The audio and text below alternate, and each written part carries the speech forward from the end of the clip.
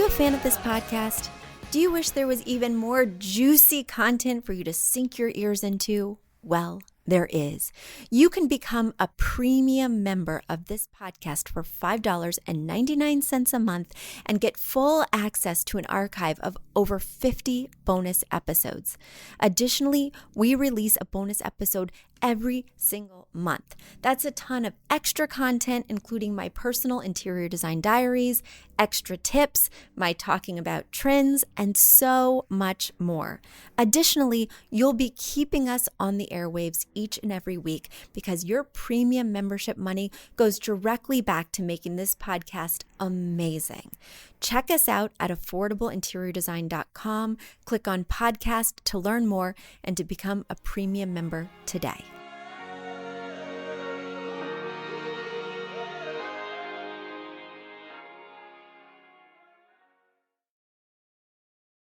Hi, everyone. I hope you and yours are feeling healthy and well during this coronavirus pandemic.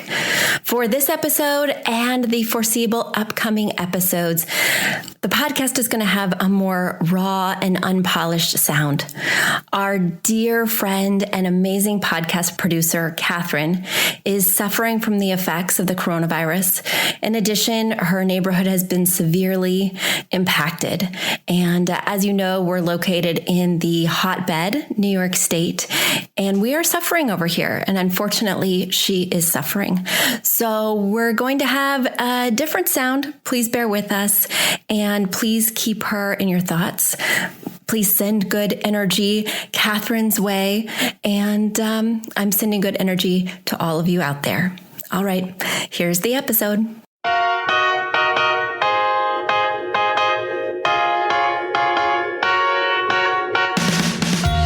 Need a high-end designer or a lot of money to get a luxe look. Be your own interior designer. This is Affordable Interior Design, the podcast. Here's your host, Betsy Helmuth.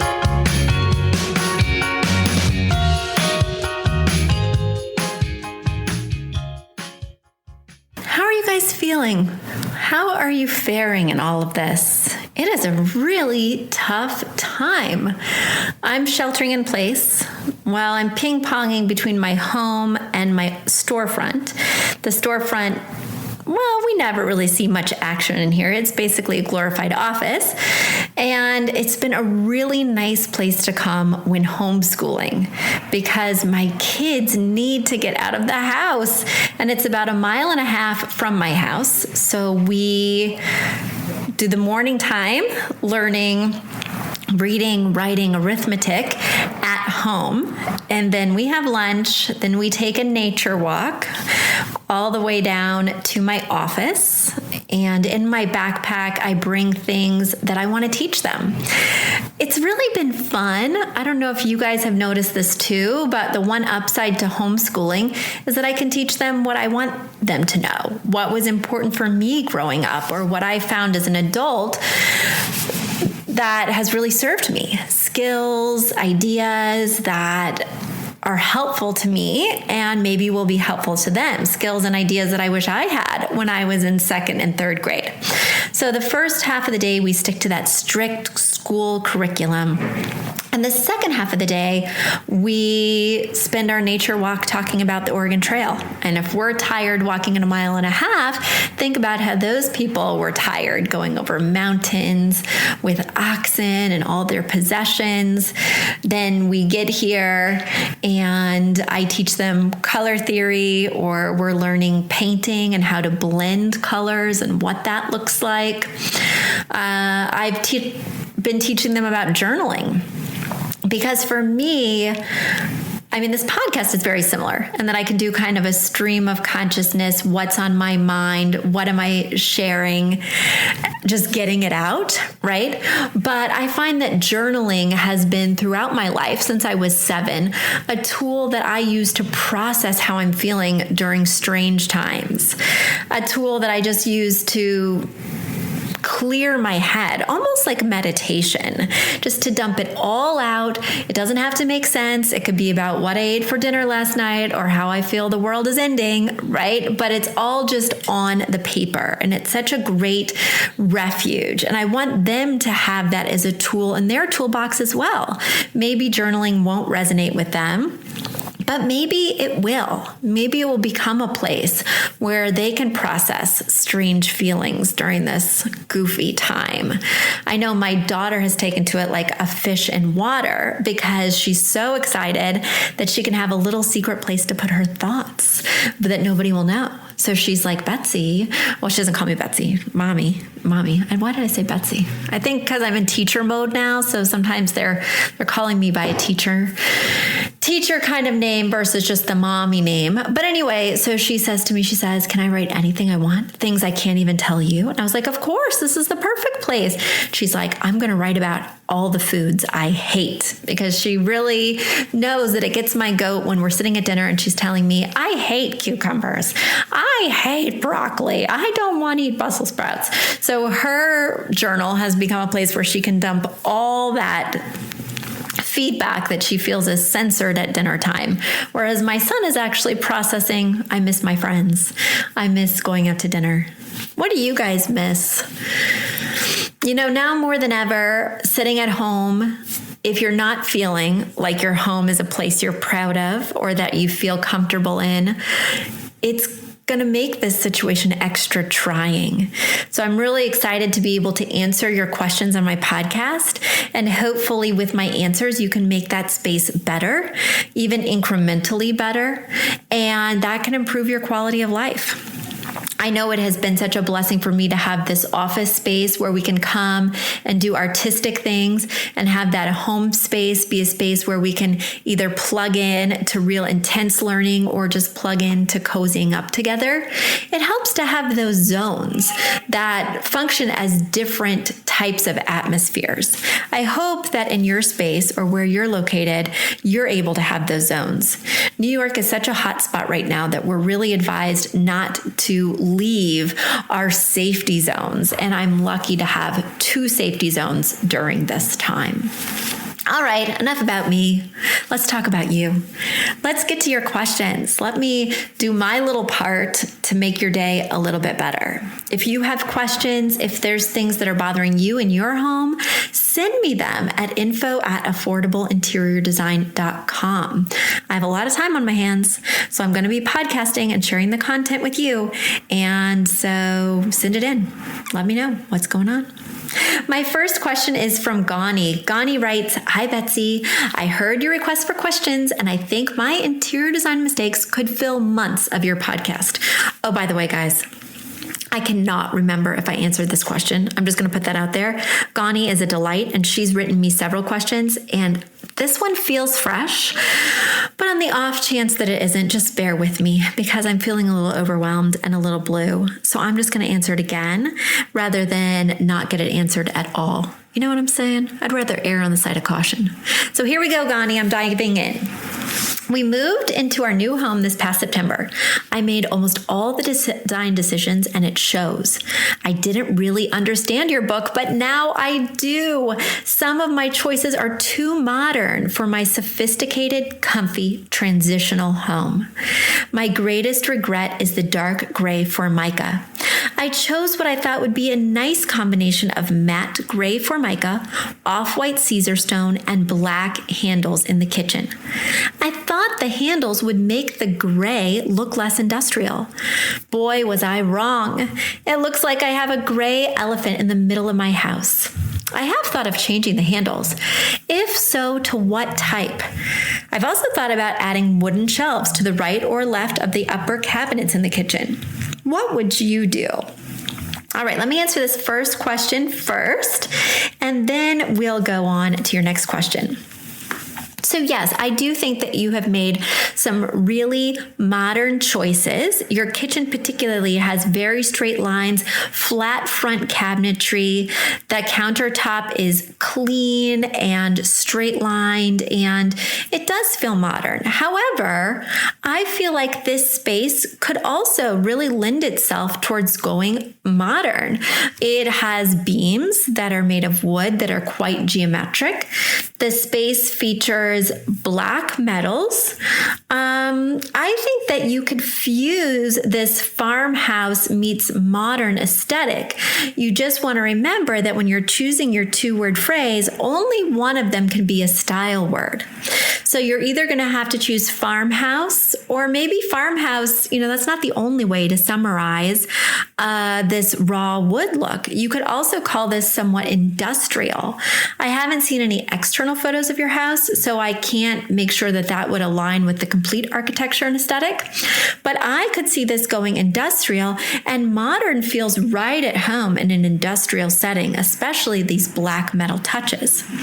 Now you're lamenting the fact that you have used black metal handles. And I think you did just the right thing. I mean, there's so much black metal in this space, from the light fixtures to the joints between the beams to the drapery hardware, that I think the black metal is right on. My question is if you shouldn't just embrace a little bit more the look you've created here, because you are quite right.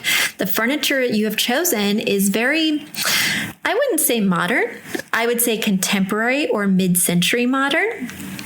And right now, those two looks do feel rather incongruous with the space that I see. You also have a very traditional, or maybe it's transitional, I can't get close enough, dining table. And that looks really out of place with your mid-century dining chairs and then this farmhouse or industrial style space. I do think you need to go back to basics and think of that two-word phrase that encapsulates most of the pieces that you're wanting to keep. Because I don't want you throwing all this stuff out so you can get a transitional look, Ghani. I think that is the wrong approach. I think the right approach is to take a step back and create a two-word phrase now, so that purchases going forward are laser focused, and also so that you can weed out the items that aren't working. Dining table, dining table, dining table, right? I think that that will not only be the most cost-effective way to look at this problem, but it will also be the best way to fix it in a jiffy. You went on to ask another question. You write, Betsy, I can't seem to decide on my color palette. We have a dark blue sofa, a rug that was left over from our last apartment, and armchairs that have dark teal pillows. There are lots of other greens. The front door is green, the closet doors by the front door, the back doors, and there are also yellow bar stools. Our curtains are a dark, natural linen. Do you see a color palette here? What should stay and what should go from our living room furniture? What color rug should we get? Should we keep this one?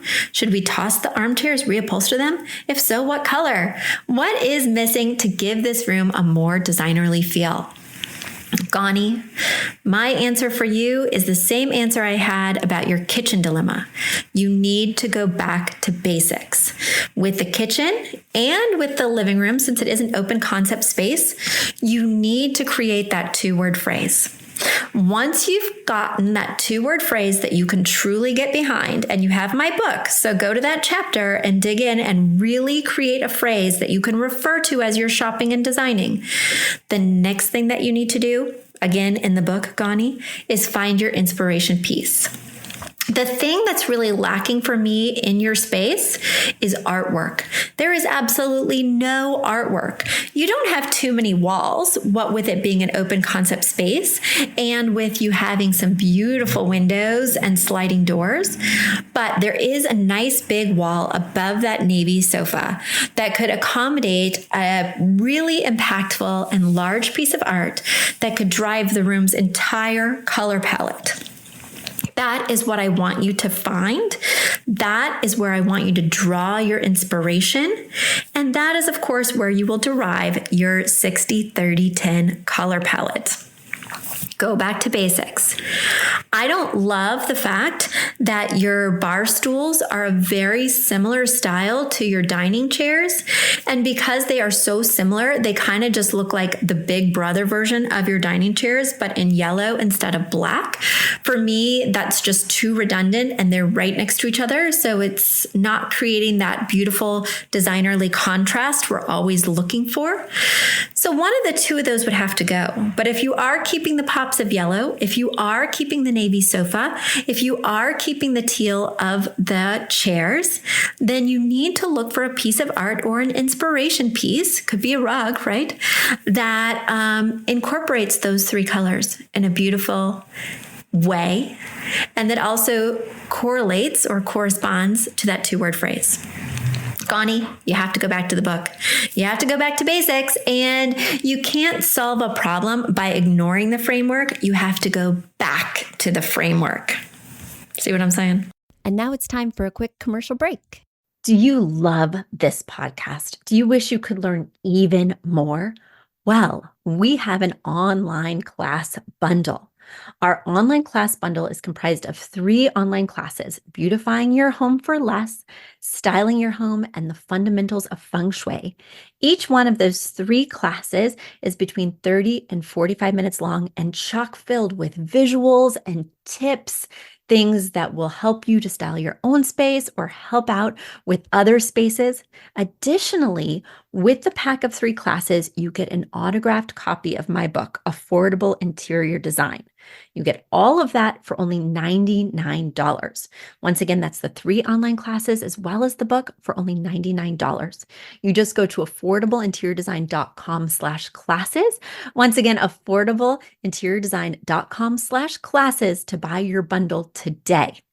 And if one of those classes sounded intriguing, but maybe you already have my book or some of the other topics are not of interest, you can buy the classes individually at that site as well. Each class is $40. So head over to affordableinteriordesign.com/classes to get your bundle or your online class today. All right, let me get to my next question. The next question has come from Anne. Anne writes, "Hello, thank you so much for answering my previous questions recently regarding how to decorate a small entryway. And your thoughts on flameless candles and peel and stick paint samples were very helpful. I'm getting ready to paint my living room and dining room, and I'm feeling brave enough to choose something more interesting than off-white. But I'm confused about how colorful I can go. I don't want to make the room seem too comfortable, and without adding a color that dominates everything else in the room. Here is my issue. The current color in my living room, dining room is from the previous owner, and it is a pale mint green. Not only does it not match my style or anything that I own, it also feels cold, depressing, and reminds me of an institutional setting. It feels like a hospital or a cafeteria from the 1950s or 60s. What I am looking for is a rich, neutral wall color that won't clash with my white trim or my white-ish furniture pieces, like my IKEA bookcase.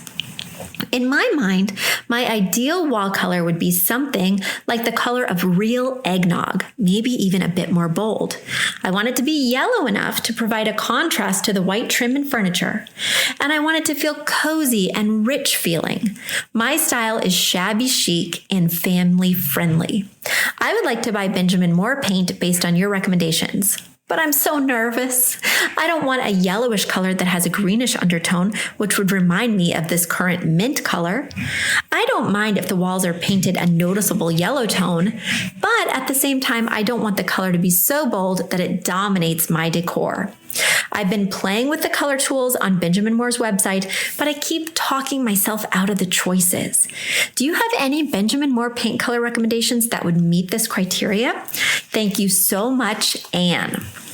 Well, Anne, I think you're right on with thinking about a rich neutral that's saturated so that it will contrast with the white trim and white furniture. I love this idea. And you probably know, if you're an avid listener, that I have moved away from gray. I feel like people in general are moving away from gray, and they're seeking the warmth and comfort that comes with a beige or cream. I think that you're right on trend if neutrals can ever be called trendy.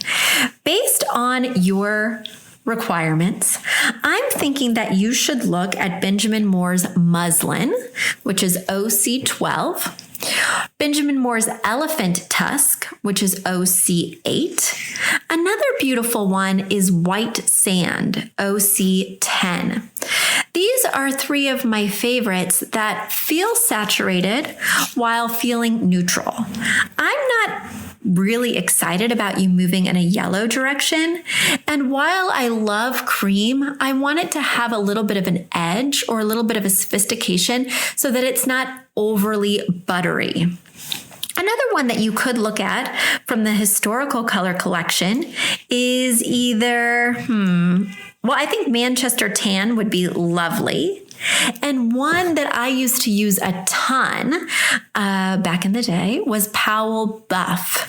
It is a rich buff color that can read yellow in some lights, but it just is so saturated and it looks like you made a bold choice while still remaining a versatile neutral. And I hope this has helped and I hope it's given you some inspiration. I would love to hear about the final color that you go with. So be sure to email me at info@affordableinteriordesign.com and let me know what you picked. Okay, let's get to my next question, which is from Tamma. Tamma writes, Dear Betsy, I have the smallest living room in Texas. Can you suggest a living room layout that will make it look and feel like a proper space? The room is less than 15 feet by 13 feet with very little wall space against which I can place furniture. Plus, the front door opens right into the space with no entryway. There is quite a bit of traffic on that side of the room. We have tried floating this full-size sofa in the middle of the room, but it was not easy to move around and it felt wrong. We've considered side chairs in the corners opposite the sofa, but this feels really spread out and it does not feel like a true conversation zone. I suspect that some designers would suggest unconventional solutions, like replacing the sofa with a love seat, nixing the sofa and using only chairs, or removing the TV so that seating can be placed with its back to the wall. And I will consider anything. As you can see, I need a Betsy smackdown due to all the brown, and I am planning a major overhaul using the techniques I learned from your podcast and your book. But first, I have to settle this layout. Thank you sincerely, Tamma, otherwise known as Living Small in Big D. All right, Tamma, I have reviewed your pictures. Now, as you may know from listening to my podcast, the one thing that I do not like to do, the one thing that's very hard for me to do, is to suggest that people do a specific layout in their home. As an interior designer myself, the layout is the part that I spend the most time on. And I use my systematic master layout system, trying every possible option before I settle on a layout, no matter the space. I did this in every room in my home. It's the way I work with every single client. And it is time and labor intensive. So it's why I'm not able to do it quickly on the podcast. You really need to consider a layout and to thoughtfully consider your options. It sounds to me like you have thoughtfully considered a lot of options. This space is tight. And the exciting thing about small spaces is you don't have a lot of choices. You really shouldn't get too lost here. That being said, you also want to remove unnecessary pieces. You want to take this back to basics. You want to be thinking about what the functions are in this area. You want to be thinking about how well this room is able to handle those functions. And in small spaces, you don't want to overburden your space. You don't want to ask the room to do more than it can handle. Right now, you're asking it to be a mudroom, a TV room, a seating area, an area to entertain guests. Additionally, I can see that you have a secretary desk in here and you have storage in here for both the dining area and maybe some books or tchotchkes. I mean, that is just a lot going on. I would suggest narrowing down the functions so that you're not asking the room to do so much. And I do think that while the sofa and TV placement are a little bit tricky, I think that your idea of putting the hooks for the coats behind the front door feels very problematic. rather on the wall that is adjacent to the front door, you do have a big open space where you have just two uncomfortable looking chairs. I think that might be a better place for that entry solution, especially if this area does get a lot of foot traffic, if it is the primary way that you and your family come into this space. I think you need to consider this layout more and stop asking this room to do so very much. One compliment I do want to give you is that I am loving this artwork. You have a lot of really interesting art, but I challenge the places that you've been hanging it. I'm not sure why your TV is about 18 inches above your TV console. You say you read my book and listen to my podcast. We need to get it together here. See, there's your Betsy Smackdown, Tamma. It's more about those things that are easily eyeballed on a podcast and less about those things that need to be strategically considered. I ask you to strategically consider your choices in here and stop overburdening this cute yet cozy space. Guys, are you feeling overburdened by everything that's going on right now? Are you feeling overwhelmed, a little bit lost, but hopefully healthy? I'm sending you all, no matter where you are in the United States or in the world, my best wishes for a quick bounce back from this situation, for a healthy time for you and your family, and for you to find something new. One thing that I've been asking during this crisis is that hopefully myself and my family will come through this in a healthy way. And if we do come through this healthy and happy, that it changes us a little bit, that it adjusts our perspective, and we don't just go back to living life how it was before, but we dig in even deeper. I've always felt that interior design was my calling because it can change people's lives. But sometimes I get so in the day to day of my business with QuickBooks and spreadsheets and payroll that I can't tap into that as much as I want. So I'm looking forward to having this be the reason that I recommit to the passion that I had for this field and that I still have, and for the change I feel it can make. Is there something in your life that can make change? Is there a passion in your life that you've kind of lost sight of? Maybe we can all rekindle that together during this time of pause and reflection. Sending you so much love, guys. I'll see you next time. Bye. You've asked for it, and we have answered the call. For years, you've been saying, Betsy, you're talking about all these great design concepts, but we can't visualize them. You're describing the picture that the listener sent in of their problem, and we wish we could see that picture too. After all, a picture is worth 1,000 words, and I do my best to describe them, but there's nothing like seeing it for yourself.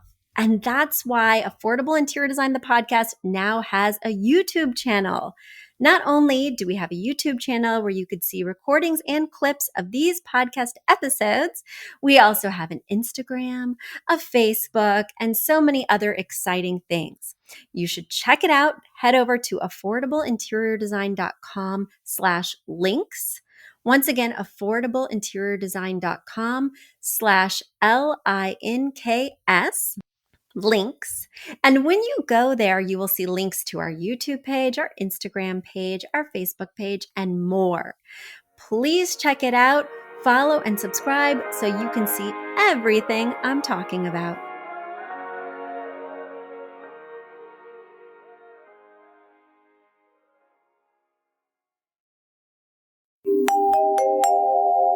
A big thank you to our amazing producer, Catherine Heller, to Aton and the MVCR House Band, and to Affordable Interior Design, the sponsor of this podcast and the premier place to get an amazing look on a budget. Check out affordableinteriordesign.com. If you guys love the show, the very best way to support us is by spreading the word. Tell your friends or write us an awesome review on iTunes. So until next week, guys, thanks so much for joining us, and I'll talk to you soon. Bye.